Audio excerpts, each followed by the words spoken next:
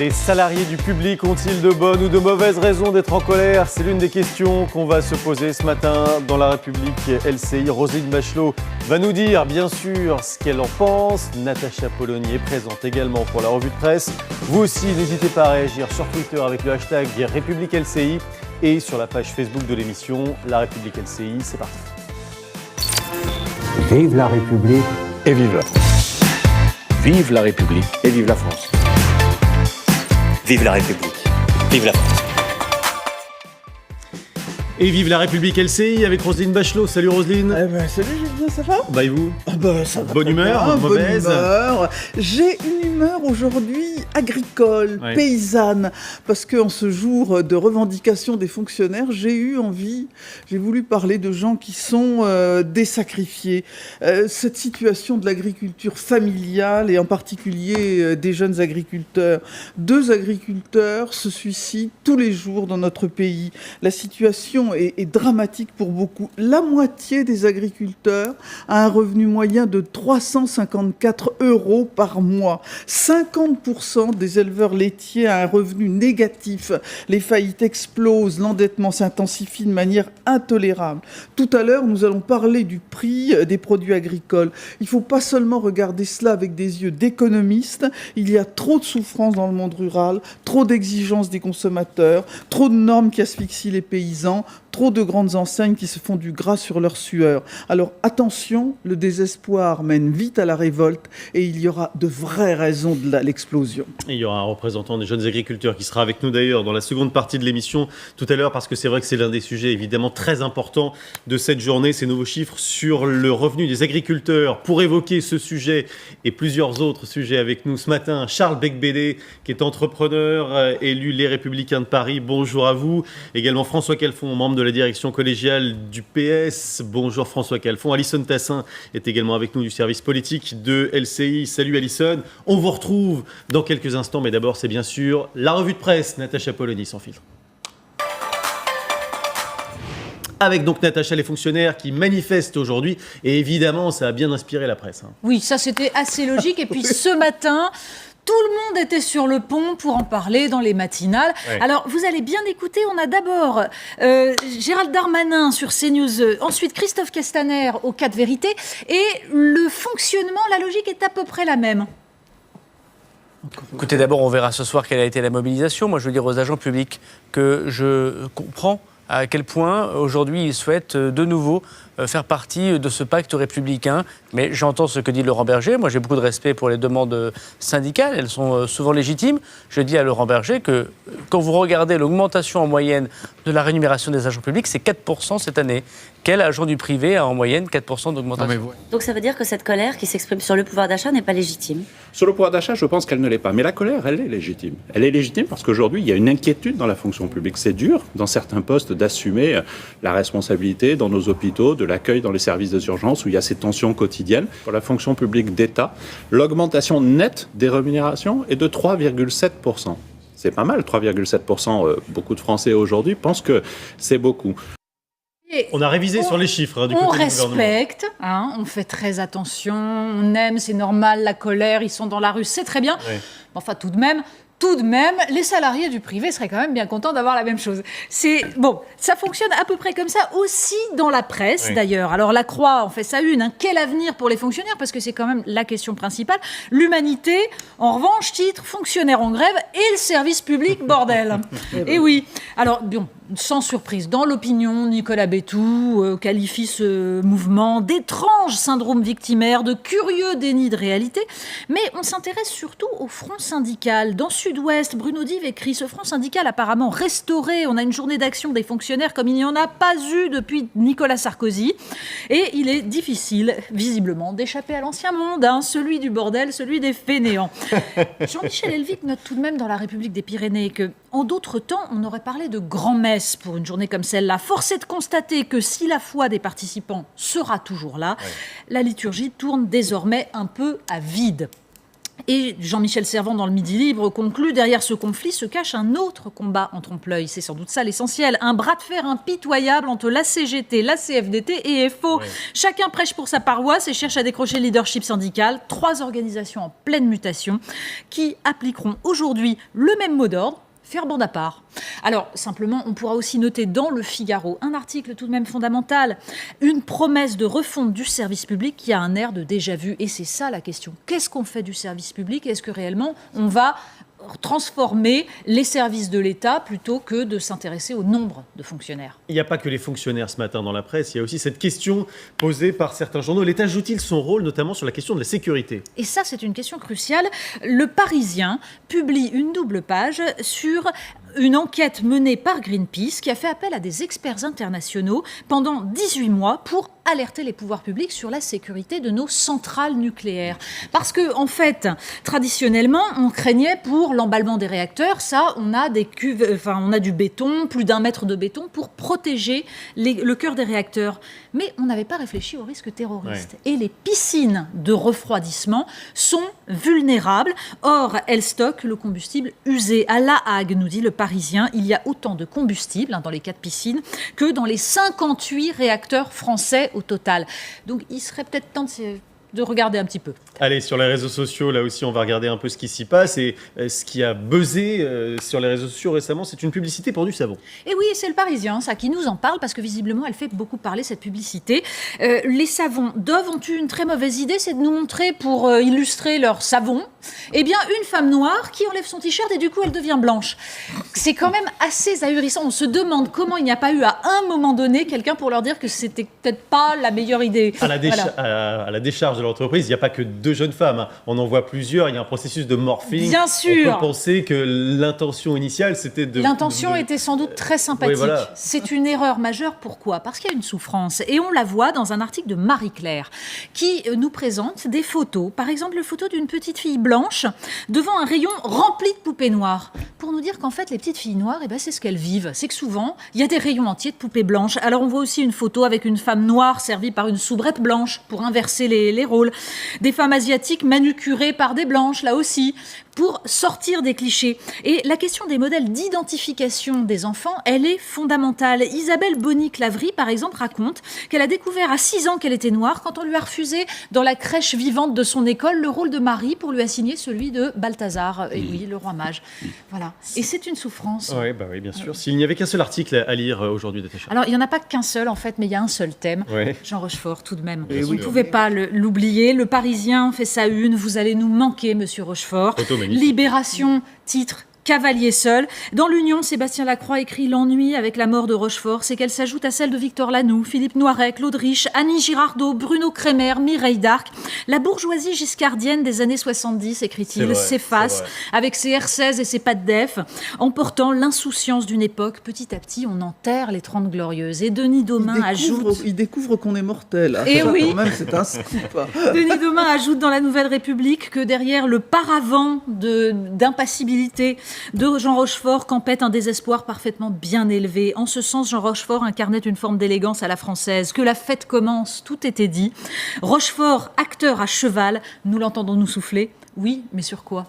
Et on va l'entendre justement, Jean Rochefort, en cette matinée grisante. En cette matinée grisante, où de la position privilégiée que j'occupais, j'entendais le chant des oiseaux précéder les bruits de la ville, je songeais à tout ce qu'il m'avait fallu de chance, d'audace et, oserais-je le dire, d'ingéniosité pour en arriver là où mon imagination, pourtant très ambitieuse, n'aurait jamais su me porter seul. Le décalage entre le discours pompeux et la réalité des choses est un délice absolu. Ah bah ça rappelle la politique, François Galfond. Bah écoutez, Jean Rochefort, déjà, il me touchait beaucoup et en plus, c'est un éléphant qui disparaît. Donc c'est vrai, on parle de socialiste, bien sûr, bravo, magnifique. Il n'y a pas que Jean Rochefort dans l'actualité cinématographique aujourd'hui, il y a aussi Star Wars. Je ne sais pas si vous avez vu la bande-annonce de Star Wars 8 et l'affiche également. On a repensé un petit peu l'affiche de Star Wars avec des termes un petit peu plus politiques. Regardez l'empereur Emmanuel Macron avec en dessous les chevaliers Jedi ou Sith, je vous laisse imaginer qui est du côté obscur de la force, Marine Le Pen et Jean-Luc Mélenchon, Laurent Wauquiez qui essaie d'émerger entre les deux, et puis Édouard Philippe et Bruno Le Maire qui ont tourné Kazakh ces derniers mois. C'est pas vraiment Star Wars, la bataille qui se joue en ce moment dans la rue, c'est une bataille sociale qui se joue en ce moment avec les fonctionnaires qui se tentent de préserver leur pouvoir d'achat. Il y a un certain nombre de manifestations qui sont organisées un petit peu partout, des blocages également. On va essayer de voir comment ça se passe concrètement dans les rues avec Marie Belot qui se trouve à Arcueil devant une école. Alors ça tourne un peu au ralenti en fait, concrètement dans les écoles ce matin, Marie. Oui, tout à fait. Et à l'heure actuelle, eh bien, tout est très calme pour la simple et bonne raison, eh bien, que les enfants sont en classe dans cette école primaire, cette école maternelle d'Arcueil. Les professeurs ne font pas grève, ils assurent donc la classe aux élèves. Mais ce matin, petit cafouillage lorsque nous sommes arrivés à 8h. Habituellement, il y a un accueil de loisirs pour les enfants entre 8h et 8h20. Et ce matin, eh bien, la porte était fermée, le personnel périscolaire n'est pas présent et plusieurs parents, même s'ils avaient été prévenus dans les carnets de correspondance, eh bien, avaient oublié qu'il y avait grève. Ils ont donc patienté une vingtaine de minutes devant l'école avant de pouvoir déposer les enfants. Et l'autre problème qui va se poser, c'est à 11h30, le moment où habituellement les enfants vont à la cantine. Eh bien, pas aujourd'hui, pas de personnel pour la cantine. Les parents ont donc dû s'organiser pour venir chercher les enfants. Un papa nous expliquait que sa femme avait dû poser sa journée pour venir chercher les enfants à 11h30, mais également à 15h45. Il n'y aura pas non plus de personnel périscolaire pour le soir. Et ce sera le cas dans de nombreuses écoles en France, puisque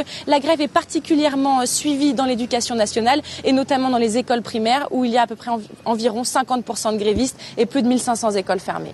Et vous avez interrogé quelques parents désabusés ce matin en arrivant à l'école, Marie, on les écoute. Fonctionnaire, c'est synonyme de feignant, or que c'est pas le cas. Il y en a qui travaillent 4 fois plus que des gens qui sont dans le privé. Et puis inversement, effectivement, il y a sûrement des gens qui sont moins actifs, moins actifs, je dirais. Il y a moins d'agents pour faire les tâches. Et puis là, on est en train de rogner sur nos jours de congé, nos horaires. Moi, cette année, j'ai déclaré moins d'impôts que l'année dernière. Donc on ne peut pas parler d'évolution, puisque par rapport au coût de la vie, il y a une nette diminution. Alors vous avez compris, c'était pas du tout les parents, ce sont des grévistes, mais qui évidemment. Sont peut-être parents. Mais qui sont certainement parents, mais qui soutiennent et qui sont eux-mêmes grévistes. Ce matin, 54% des Français ne la comprennent pas, cette grève. Et vous, Charles Becbédé, vous la comprenez ou pas ? Bah écoutez, c'est un peu une gesticulation normale. Les représentants des fonctionnaires, enfin les organisations de salariés, ne pouvaient pas ne pas organiser une journée de contestation. C'est un passage obligé, quoi. C'est un passage obligé, donc bon, c'est assez peu suivi, on le voit. Mais franchement, il n'y a pas de quoi mobiliser, parce que ça a été dit tout à l'heure, augmentation du pouvoir d'achat, elle est là. Alors après, c'est vrai qu'il y a des situations différentes. Quand on parle évidemment d'un ensemble qui fait 6 millions de personnes. Oui. C'est sûr que les moyennes sont terribles, parce qu'il peut y avoir certaines catégories de fonctionnaires qui souffrent plus que d'autres, et puis d'autres où ça se passe très bien. Mais la réforme, le rétablissement du jour de carence, une immense majorité des Français le comprend très bien, le soutient, et c'est indispensable. Ça avait fonctionné sous le quinquennat de Nicolas Sarkozy, et il faut le remettre en place, évidemment. Et puis ensuite, sur le quinquennat, donc je crois que Emmanuel Macron prévoit une diminution de 120 000 fonctionnaires, sachant qu'on en recrute 150 000 par an, qu'on est à 6 millions. C'est pas grand-chose, donc il n'y a pas de quoi se mobiliser. François Calfon, je me sens heureux de pouvoir rétablir la vérité, tout ça. Alors, avec un grand V, bien sûr. Avec un grand V, mais très, très sérieusement, il y a deux choses. Il y a d'abord la situation des fonctionnaires eux-mêmes, et vous avez raison de pointer la diversité. Il y a tout le cadre C de la fonction publique, dont certains sont dans des minima qui sont en deçà du SMIC. Il y a ensuite le gel du point d'indice, qui est là depuis des années, et j'y prends ma part, si j'ose dire, puisque ça date pas d'aujourd'hui, et donc il y a un sujet de la rémunération des fonctionnaires, et puis il y a la disparition des services publics. Et je mettrai ça en lien avec finalement l'introduction qui a été faite par Madame Bachelot, sur le fait qu'en réalité tout ça recouvre une souffrance terrible de la France territoriale et des services publics. C'est-à-dire que d'un côté vous avez une politique fiscale, alors j'ai bien sûr oublié la hausse de la CSG qui pour les fonctionnaires n'est pas compensée. Donc quand j'entends elle sera compensée. Partiellement. C'est-à-dire que là où les salariés du privé auront un gain net de pouvoir d'achat sur les bas salaires, salaire, là, il n'y aura pas de gain de pouvoir d'achat. Voilà, donc elle n'est pas compensée. Vous avez bien fait de préciser, à 2 voix, on est encore meilleur. Le fait que les statistiques de M. Darmanin et de M. Castaner, elles sont pour l'après, mais pour ce qui est devant, la dégradation de pouvoir d'achat, elle sera encore plus importante. La deuxième chose, c'est qu'ils oublient, parce qu'évidemment, les téléspectateurs, ce matin, au cas de vérité, n'ont pas cette substance technique, qu'en réalité, c'est en masse qu'augmente la fonction publique, avec ce qu'on appelle la dérive du GVT, terme très technique, pour dire qu'en réalité, la ministre rétablit, c'était en réalité le fait qu'on a une population qui vieillit et qui donc, de manière indiciaire, augmente, mais à âge équivalent, pour un même fonctionnaire d'un même âge entre 2 années, eh bien, il va bien avoir son pouvoir d'achat qui diminue. Ensuite, moi, je le dis aussi, parce qu'il ne faut pas avoir l'air très catégoriel. Entre un directeur d'administration centrale ou même d'un organisme associé à un ministère qui est payé 12 000 euros par mois et quelqu'un qui est payé de moins de 1 000 euros par mois, effectivement, il y a une disparité de situation. Et si vous voulez, il y a comme disait Pierre Bourdieu, il y a une noblesse d'État et celle-ci s'en sort très bien. Par contre, le service public dans les territoires, on a parlé l'autre jour des urgences hospitalières, on a parlé de la souffrance dans les EHPAD, et je peux vous dire que c'est pas du tout le même film, si j'ose dire. Vous parliez des cas de vérité ce matin, c'est donc le porte-parole du gouvernement qui était invité, et on lui a demandé si le gouvernement demandait aux fonctionnaires de faire des efforts. Lui, il dit pas du tout, on parle pas ici d'efforts, mais de modernisation. Écoutez.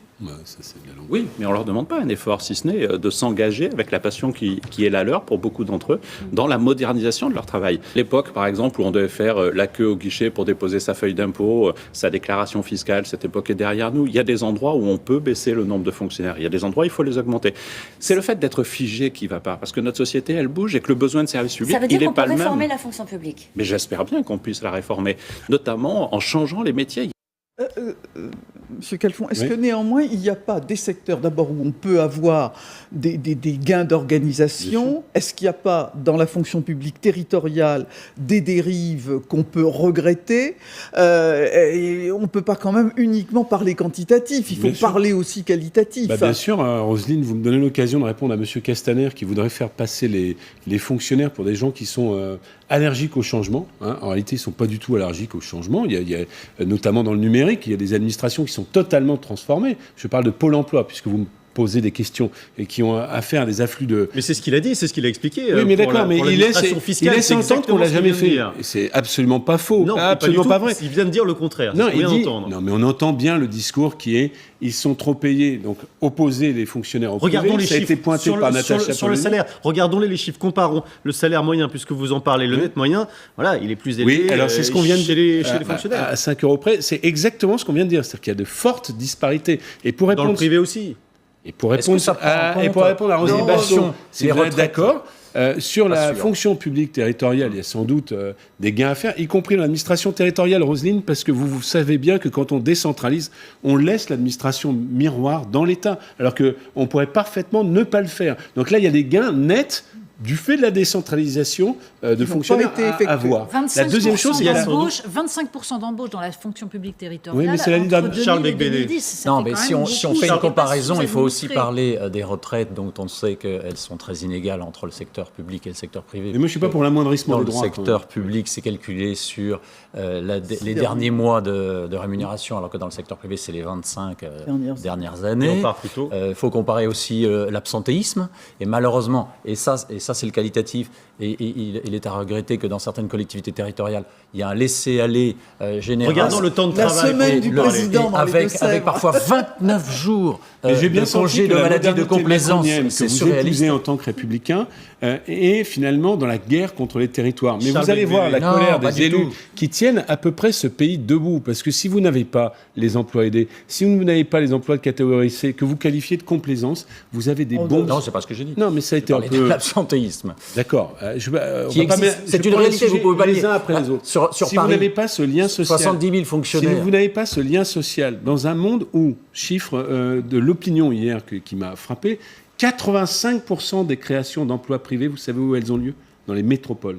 Donc si vous n'avez pas la compensation... Ça, c'est un autre sujet. Non mais d'accord, mais à un moment donné, Le service public prend le relais. La parole est à Julien Arnaud et à lui seul. C'est juste pour vous montrer ce chiffre, puisqu'on parle de productivité et de temps de travail. Autant c'est vrai sur le salaire, la différence n'était pas énorme, mais regardez ici sur le nombre d'heures de travail. Côté public, Charles Bec-Bédé, on est à 1584 et côté privé, 1694. Et ça, c'est sans compter, donc malheureusement, les congés maladie de complaisance où le directeur ferme les yeux et où le fonctionnaire est absent. Cela existe. Personne ne va défendre la complaisance. Cela existe. Et pas moins sur ce plateau. Donc. Avec sur les retraites aussi la différence de départ de l'âge. En tout cas, moi j'entends sur le départ, on est à 60,8. Parce que j'aimerais bien quand même qu'on resitue le contexte. Natacha Polony. Juste une chose, quand vous dites qu'il faut absolument des services publics sur les territoires, c'est une certitude. Mais est-ce que les embauches dans la fonction publique territoriale, justement, n'ont pas été faites au détriment du service public? C'est-à-dire que moi, je préférerais qu'il y ait des fonctionnaires dans des petits hôpitaux, un peu plus de présence dans les hôpitaux, dans les écoles, etc., plutôt que dans des fonctions publiques territoriales où ils font un travail administratif Polony, je suis d'accord. Qui pourrait être amélioré en termes de Roselyne Bachelot ne m'a productivité. pas démenti. Le problème, c'est que quand on décentralise une fonction dans l'État, c'est-à-dire qu'on la transfère aux collectivités locales, on ne fait pas disparaître l'administration d'État qui en avait la charge. Donc je vous réponds. Par les principes de fongibilité d'un ministère à l'autre, vous pourriez parfaitement faire disparaître l'administration miroir qui ne sert plus à rien puisque ça a été décentralisé. Je pense dans toutes les fonctions sociales, RSA, handicap, vous avez encore plein de gens, des fonctionnaires d'État qui font la même chose et qui ne servent à rien. Eh bien, à un moment donné, on pourrait redéployer ces moyens-là, alors peut-être pas les personnels, mais en tout cas les moyens budgétaires pour avoir ne plus être à l'os dans les tribunaux. Donc il y a des possibilités d'amélioration et d'optimisation. Mais absolument. François Calfon dit qu'il y a des fonctionnaires qui ne servent à rien dans les administrations. Mais ça peut servir. Mais quand vous avez un doublon, vous avez un doublon. Je ne vais pas appeler ça quelque chose, un droit à défendre. Moi, j'aime pas la formule des fonctionnaires qui ne servent pas à rien. C'est pas ce que j'ai dit, c'est certain. C'est ce que M. Calfon a utilisé. Je crois qu'il ne faut pas utiliser des termes comme cela, parce qu'il y a des gens, même dans des administrations en miroir, qui font leur boulot. C'est pas eux qui ont proposé cette organisation absurde. Voilà, le sentiment d'être utile. Mais que ces personnes puissent avoir d'autres postes et être justement employées dans des secteurs où on a vraiment besoin d'améliorer quantitativement le personnel, ça, je crois que c'est important. Voilà. Après, si vous voulez, quand il y a un attentat, tout le monde dit mais comment ça se fait que cette personne n'a pas été appréhendée? Bon, eh ben c'est pas les policiers qui font l'appréhension, ils le font physiquement, mais c'est bien la justice qui le fait. Et quand vous avez une justice qui est aussi pauvre, pardon de le dire, vous pouvez pas d'un côté avoir une aspiration à de la cohésion sociale républicaine, de la sécurité, mais c'est tout le sujet. Dans la chaîne pénitentiaire et pénale. Et Charles Bec-Bédé. Je salue l'administration pénitentiaire qui a bien joué une tentative d'attentat. Est-ce qu'il y a des secteurs qu'on peut privatiser, Charles Bec-Bédé? Quand l'État est obèse, il fait tout mal, il veut tout faire. Mais oui, mais bien sûr. Et donc, dans le régalien, et notamment la justice, c'est une catastrophe. Le budget de la justice, c'est 9 milliards d'euros. Encore maintenant. On rêve. On est très en dessous de la moyenne des pays européens. Que peut-on privatiser, Charles Bec-Bédé, pour peut-être essayer de... Parce que c'est ce que le non régalien, précisément. Il y a un certain nombre de fonctions qui sont actuellement dans le périmètre de l'État et qui sont des fonctions non régaliennes, donc autour de la sécurité sociale. On pourrait mettre un peu plus de concurrence et de privé là-dedans. C'est pas la philosophie actuelle, je le regrette, mais ça permettrait de créer une émulation dans ces fonctions de gestion de la sécurité sociale qui sont les très très bas par rapport aux mutuelles. On se dit qu'on n'a pas trop envie de privatiser la sécurité sociale. Oui, mais il y a du gras. Parce que quand on est en monopole, quand il y a un monopole, il n'y a pas d'émulation. Et prenez le mauvais exemple. Écoutez, moi j'ai lancé un acteur concurrent d'EDF et si j'ai pu prendre des parts de marché, c'est parce que je n'avais pas besoin d'autant de marge pour couvrir mes coûts, parce que j'avais pas toutes ces conventions collectives et du coup je pouvais faire le même service à moindre prix. Voilà. Sur la sécurité sociale, je pense que vous prenez quand même le mauvais exemple. Dans la mesure, mais je vais en prendre une illustration précise. La dérive, même si c'est contrôlé par l'assurance maladie, qui dérembourse un certain nombre de médicaments, finalement, au service médical non évident. Je parle sous le contrôle d'une pharmacienne, n'est-ce pas? Eh bien, il y a quand même une dérive du prix du médicament, et notamment de médicaments, de molécules qui ne sont pas forcément innovantes, et c'est impacté dans les comptes de la sécurité sociale. Ce n'est pas les coûts de gestion de la sécurité sociale qui sont responsables de la dérive du prix du médicament, mais l'industrie pharmaceutique. Il y a un autre domaine où c'est assez compliqué, où il faut regarder finement, c'est l'éducation nationale. Pourquoi ? Parce que là aussi, on aurait tendance à parler de gras, là aussi, ce qui est un terme assez insupportable. Mais simplement, il faut regarder d'abord un nombre invraisemblable de contractuels, c'est-à-dire que les gens qui ont échoué au concours, dont on a estimé qu'ils n'avaient pas tout à fait le niveau, on les reprend derrière parce qu'il n'y a pas assez de profs, donc on les met quand même devant des élèves, ce qui est ahurissant. Ensuite, les remplaçants. Vous avez aujourd'hui, comme on a évacué petit à petit les remplaçants en estimant que là aussi c'était du gras, qu'on pouvait grappiller quelques postes, ils font plusieurs établissements, ils manquent, voilà, ce sont parfois, ils sont dans des conditions épouvantables. Alors bien sûr qu'il y aurait là aussi sans doute à améliorer dans les fonctions administratives, dans la façon dont dans les postes détachés auprès des syndicats, mais il n'empêche qu'à vouloir racler, on est à l'os aujourd'hui, et ce sont les élèves qui en souffrent, et en particulier en Seine-Saint-Denis, où les professeurs sont les moins remplacés. Un peu plus de 5,5 millions de fonctionnaires en France sur les 3 fonctions publiques reconnues, l'État, fonction territoriale, hospitalière. Rappelons peut-être, Alison Tassin, l'objectif du gouvernement en matière de réduction de personnel public.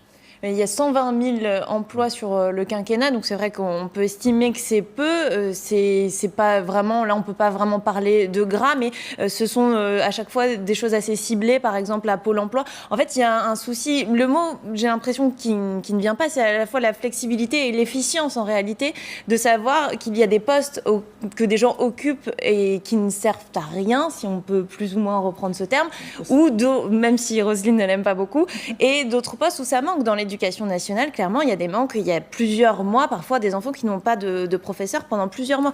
Et puis aussi, on parlait tout à l'heure des questions des salaires. Effectivement, on a quand même 3 fonctions publiques qui n'ont rien à voir. Il y avait des chiffres qui étaient diffusés par un syndicat, notamment dans le salaire, pour les salaires des profs. En France, on est dans une moyenne de 2 300 € environ. En Allemagne, on est autour de 4 500. Donc là, ça n'a rien à voir. Alors, il y a un chiffre qu'il faut quand même rappeler, c'est que certes, il y a 82 fonctionnaires pour 1000 habitants dans notre pays, mais qu'on est dans la moyenne de l'Europe, contrairement à une idée très largement répandue qui voudrait que la France soit un pays de fonctionnaires. Ça n'est pas vrai. Non, il y en a beaucoup plus au Danemark, en Roselyne, Finlande, je suis très étonné, pardon, mais on est à un chiffre plus élevé que la moyenne européenne, nettement plus élevé que la moyenne européenne. Alors si vous prenez peut-être la Finlande, je ne sais pas, mais l'Allemagne, la médiane européenne. L'Allemagne est administrée avec 4,5 millions de fonctionnaires, c'est 80 millions d'habitants, et nous on est avec une population inférieure, on est à 6,5 millions de fonctionnaires. Parce qu'il faut ajouter aux 5 700 000, il faut ajouter tous les salariés des entreprises publiques, des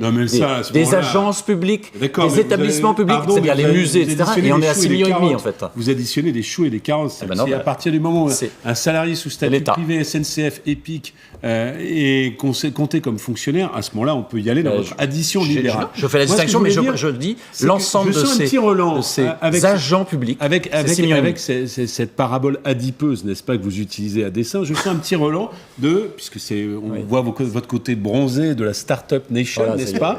Je sens un petit relent de ceux qui sont quelque chose et ceux qui ne sont rien. Et vous voyez, il y a une forme, mais si, c'est quand même comme ça que ça se passe. Il y a une forme de mépris pour tous ceux qui font tenir debout comme ils le peuvent. Mais c'est tout le contraire. Et moi, je veux plus d'argent vers les fonctions régaliennes de l'État. On dit toujours les profs, des redéploiements ailleurs. Les personnels de santé, je les soutiens, y compris ceux des collectivités locales qui ont été quelque part un petit peu trop critiqués ici. Mais je vais vous dire une chose, les fonctionnaires de police, les CRS qui n'étaient pas là pour la manifestation, moi je leur rends... mais François Calfon, moi je leur rends hommage. Les salariés du privé font aussi tenir ce pays debout. Moi je suis moi-même salarié du privé.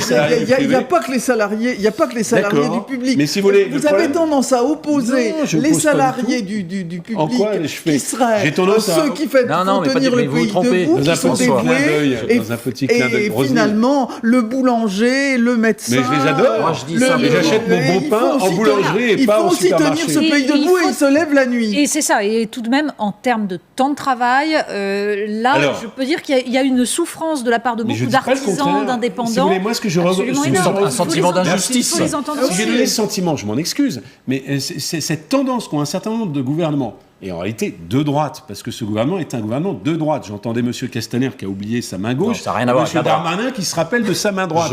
Ces gens-là je récuse cette expression. Ces gens-là passent leur temps à opposer les Français les uns aux autres. Roselyne, si je vous ai donné ce sentiment, j'ai plus que du respect pour les salariés du privé. J'en étais moi-même un pendant plus de 15 ans de ma vie, et je peux vous dire que la souffrance, elle est là. Et en ce qui concerne les souffrances au travail, sujet qui a été évoqué, que vous avez évoqué, les suicides, vous avez aussi dans les collectivités locales, y compris parce qu'il y a de la mauvaise gestion de l'encadrement. Oui, mais c'est ça. Un certain nombre de dérives, et là, qui sont, par exemple, de la souffrance au travail, de l'alcoolisme, des choses comme ça. Puisque il faut traiter sur le plan managérial. Puisque vous dites que le président est de droite, on va s'intéresser un peu justement à sa popularité au président au milieu de ce contexte de réforme et de France publique qui arrive dans la rue, et de réforme aussi du code du travail. Emmanuel Macron a souffert cet été sur le plan de la popularité. Est-ce que ces manifs l'ont attaqué davantage ? Eh bien, pas du tout. C'est plutôt le contraire qui semble se passer. Alison, les derniers chiffres qu'on va voir le montrent. Il y a un nouveau baromètre qui est sorti qui le place à plus 3 points par rapport à la dernière mesure. Édouard Philippe est à plus 4. Ça remonte, hein. Petite remontée qui le situe à un niveau en réalité d'avant l'été, donc au tout début de son quinquennat. Il y avait eu 2 chutes au mois de juillet et au mois d'août, et là on est sur une petite remontée. On n'est quand même pas à un niveau exceptionnel, 40% de cote de confiance. Ce qui est à noter, c'est que sa cote de confiance, elle remonte notamment sur des catégories socio-professionnelles qu'on peut plutôt qualifier de droite, comme par exemple du côté des cadres, là on est à plus 15%, les personnes âgées, ou encore même l'électorat de François Fillon, ça a été mesuré, plus 6% de ce côté-là. Charles Becbédé, c'est un président de droite, Emmanuel Macron ? Non. Il le démontre aujourd'hui ? C'est pas un président de droite, mais c'est normal que sa popularité s'effrite avec les réformes qu'il mène, car même si... Donc... Mais là, ça remonte justement. Oui, et ça remonte légèrement. Mais bon, il y a un moment, si on veut, pas très significatif. Quand on veut mener des réformes, eh bien, il faut un peu d'audace, et ça remet en question un certain nombre